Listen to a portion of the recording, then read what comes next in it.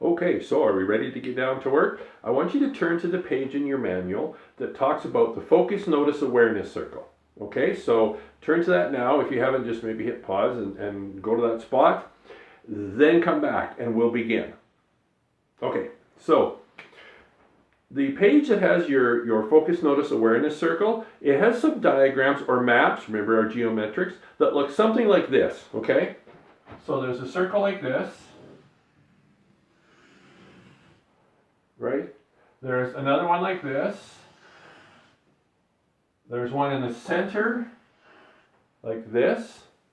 And there are three smaller ones, and I probably mentioned it in the manual, but it doesn't really matter where you put them because they're just examples, all right? There's three smaller ones, sort of like this, okay? Now, this is, in all the geometrics learning system, this is the simplest map. It is, however, by far the most powerful. And it is the one that I practice the most on increasing my skill at the techniques and protocols that come from this map.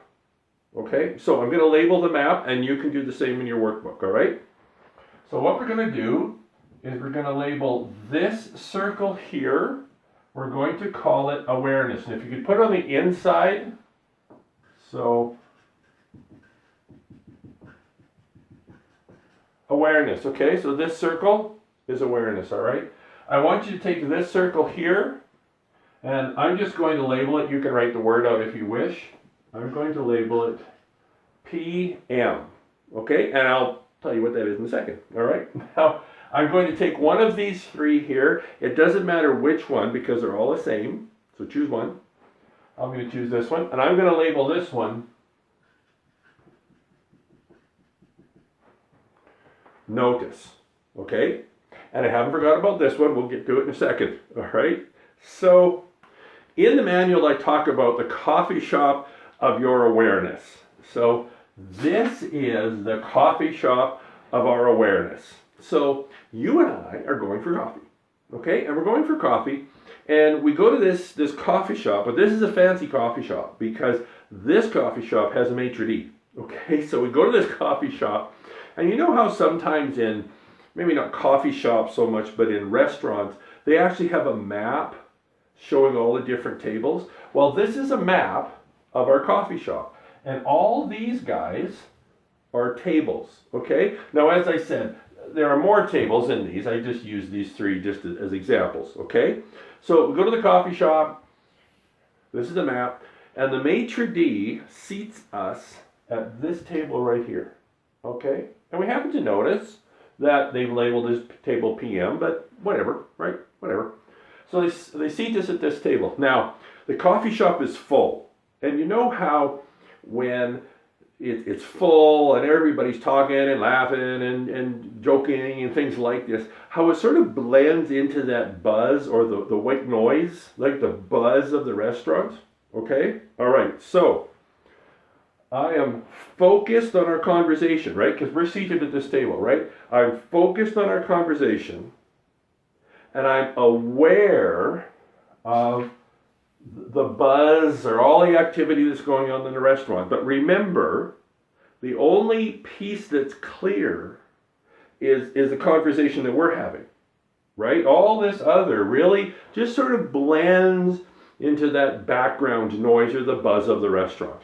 Okay, now, every once in a while, you may notice things, or I may notice things in my surroundings, right? So I'm focused on you, we're having a conversation at this table, and maybe somebody at this table drops a fork. Okay, so I'm focused on our conversation. I notice that they drop a fork, right? So maybe this is a smaller coffee shop, and maybe it's really cold outside. And so somebody opens the door to come in, so I notice the cool air, but I'm focused on our conversation, right? I may even notice the odd word. We've all had this experience. The odd word that sort of pops up or we notice it. So maybe the people over here are talking away and you notice just that word or that snippet of a sentence, right? I noticed that word or words, but I'm focused on our conversation, okay? Now, I notice that somebody let's say over at this table here, I notice that they say the word Reiki. And now I make a decision. Okay, it's really important to remember this. I make a decision. I choose to change what I'm focusing on. And I change it from our conversation we're having at this table here to the conversation that's going on at this table over there. Have you ever noticed that when you do that, you can pretty much participate in their conversation? But guess what also happens? Guess what happens to your voice? It blends into the buzz, or again, that white noise of the restaurant. So for all intents and purposes, and I have my markers in my pockets here, for all intents and purposes, I have got up from this table and moved over to this one, haven't I? I mean, my body may be here going, yeah, right, no, right, But for all intents and purposes, where am I?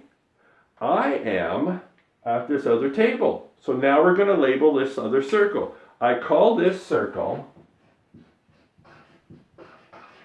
our I am. Now, what do I mean by that? I mean the you that's you, right? Not your body, not your mind, not your thoughts. The you that's you. Whether you call it spirit or soul or higher self, again, I really don't care what label you use. But the you that's you. And this is one of the things that's important is our body may be in one place, right?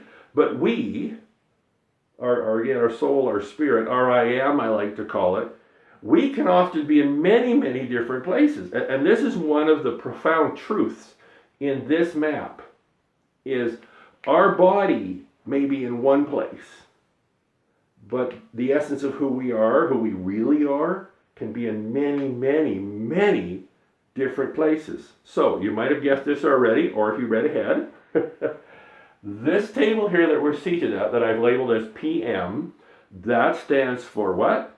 Present moment, right? Where's the present moment? Right here, right in this spot. Now, guess where the only place is that we can naturally heal, grow, and evolve? Well, you probably guessed it. It's when we are in this present moment. So I'm going to add something here that might not be listed in your manual in this way. So pay attention to this. I'll use this color. So when we are here, and where's here? In the present moment, right?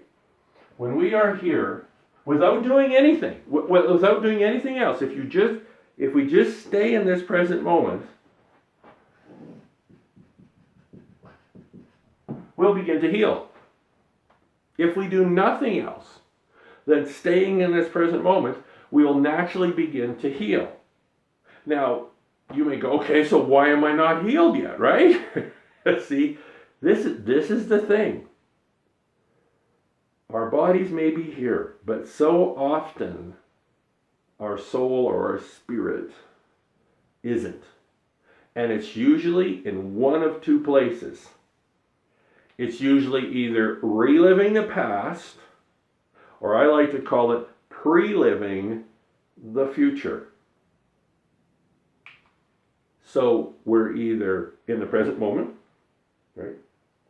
Or we're reliving a past or past events, or we're pre-living future events. And we sort of slip through the present moment as we go from one to the other. You see, these tables, seated at these tables, let me find another color. Seated at these tables are often memories, right? And some of these other tables, we'll pick this one, have projections into the future, right? Thinking about this afternoon, tomorrow, next month, next year, next decade. So when we are in this present moment without doing anything else, we will naturally heal and grow and evolve. As you can probably guess, when we are not, so when we are here, we're healing. When we are here, in a very real way, we are actually reliving the past event. right? Or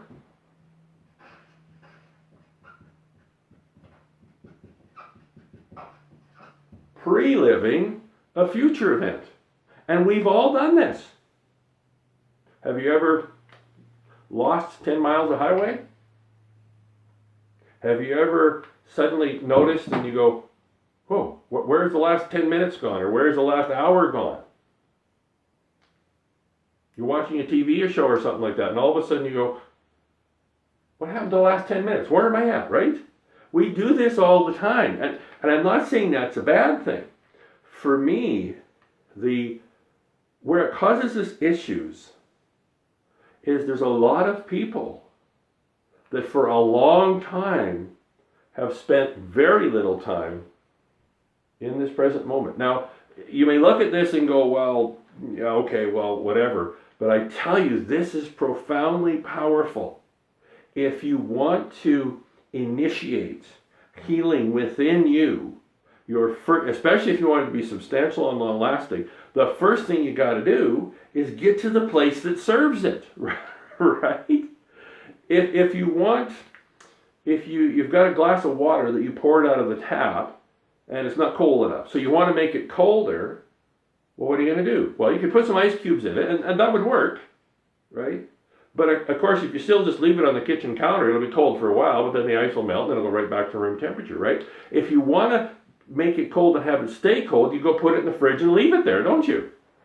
Why do you do that? Well, because the environment in the fridge is conducive to keeping it cool, right? This is, I tell you, this is one of the, probably the primary areas that trip people up, is they're doing all the right things, but they're doing it, so when I say they, right? They're doing it in the places that don't support what they're looking for. And for our purposes here, that's healing, growing, expanding, evolving, etc. Okay? So this is where we naturally heal. If you don't do anything else, you'll start to heal. When we're out here, I'm not saying it's a bad thing to think, like to remember something or plan ahead, but what happens is we get stuck here. And then it's really easy to slip into the reliving or pre-living. Or in a very real way, here we heal. Here we're actually re-traumatizing. In a very real way, we're actually re-traumatizing ourselves, reliving it over and over and over. And when you think about it, isn't that exactly what you're doing? Especially with those memories that are traumatic or uncomfortable. When you think about them, how does that feel? It doesn't feel good, does it? In a very real way, it is like you're reliving them. I mean, yes, your body is here, but the you that's you has left here and went to the table, which was 2 days, 2 years, 20 years ago for that matter. And in a very real way, you're reliving or actually re-traumatizing yourself. That's the issue. And we don't even know that we've left. See, that's for me what's so important, is to practice being aware of which table you're at. So here's a little takeaway for you. What I want you to do is just every once in a while, as you're going through your day, stop and ask yourself the question, where have I been? Not where am I, but where have I been? I think you'll be surprised at how often we slip from this present moment and are not even aware that we are. So the first step in creating substantial, long-lasting, profound healing within you is understanding and practicing getting to this spot here. Okay, and we'll give you some tools to do that, and of course Reiki is one of them, right? As we go through the course. But for me, what's important is, the first thing is, this is where the healing happens, right? We need to get here first. Okay, now the other thing, and this is listed in your manual, we have very little control over what we notice. Okay, so remember what I said, we were sitting in the coffee shop and I noticed the fork drop, I noticed the door open, I noticed the word. So basically those experiences found me, right? I didn't go looking for them, they found me. And as many of you, I'm sure, have experienced being in a public place, maybe a restaurant, or on a plane or something like that, and you've got the loud talkers or something, right? And you're going to notice them, right? You're just going to notice them. So we have very little control over what we notice.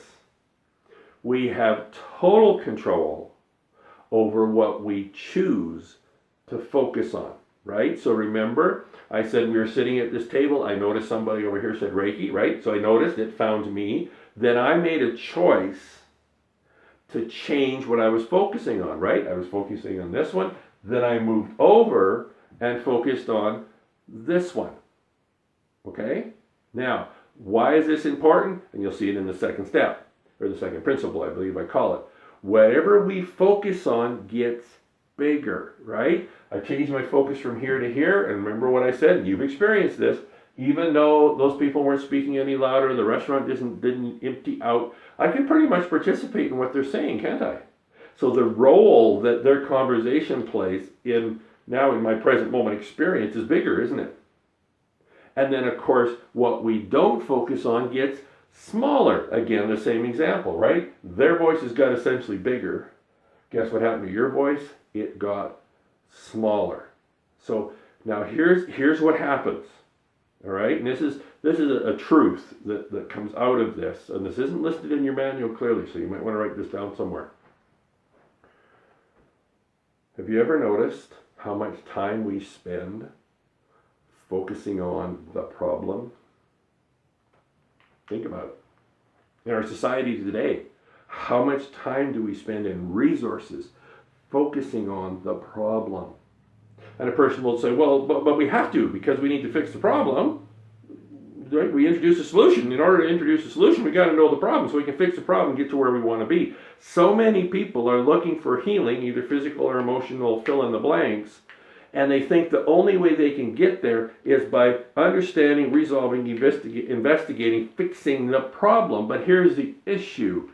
Whatever you focus on gets bigger. So often, with the best of intentions, they're doing the worst thing to eliminate the problem because they're focusing on it. And that's one of the important things with this. Whether you love it or whether you hate it, extreme words, whether you love it or whether you hate it, whatever you focus on gets bigger. So for our purposes in this course, in treating yourself, I'm not saying that an awareness of the problem isn't important, but we predominantly give our attention, our awareness, our focus to introducing the solution. So for me, when I'm working with myself or working with somebody else, yes, I have an awareness of what the problem is, but my focus is always on introducing the solution, right? And in Reiki, simply healing is balancing. So I said this is where we naturally heal. A more mechanically descriptive word is when we are here, we are balancing.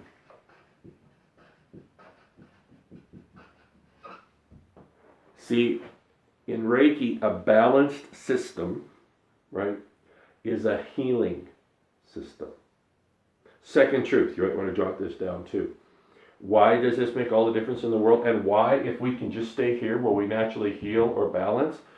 Because our being, so body, mind, spirit, right? Our being has an intrinsic wisdom to heal. You see, it knows how to heal itself. Our job is to create and maintain an environment, right, that supports that process. And this is something that trips people up so many times. They figure they have to do something, go somewhere to somehow fix what's broken. But you see, there's nothing in us that's broken. Our being is trying to heal itself. It's just we're not helping, right? Because we spend so darn much time reliving and pre-living, trying to figure out the problem, trying to do all this type of stuff. How much time do we spend simply nurturing our relationship to this present moment? Why? Because when you're in this present moment, the solution will find you. See, so many people, they leave here because they think I have to find the solution, either bury it in my past or create plans for the future. And I'm not saying we don't do that at all, but what happens is, especially as it relates to traumas, we spend so much time doing that, we're in this region where instead of healing, or another word you could put here, releasing, instead of healing, we're releasing, we're actually, again, reliving and re-traumatizing ourselves. See, that's the thing, right? Okay, so those principles, again, whatever you focus on gets bigger, whatever you don't get smaller. We don't have control over what we notice. We have total control over what we focus on. Okay? Perfect. These two ways of interacting with our present experience is really the only ways. When you think about it, it's the only way we can interact with our present experience. There is everything that we notice, and there's the one thing that we focus on. Now, I watched a documentary, this is a while ago now, on people who thought they were multitaskers. And what they did was they had a whole bunch of sensors and everything hooked up to them. And they had them do a whole variety of tasks at the same time. So for them, the way they understood that they interacted with their world is I can do several things all at the same time. But when they actually looked at the brain activity and where their eyes were focusing and all that kind of stuff, what they actually found was they were focusing on one thing. They were not doing many things at once. Right? So focus, notice, awareness circle, our coffee shop. All right, that's the end of this module. Fantastic. We will see you in the next one.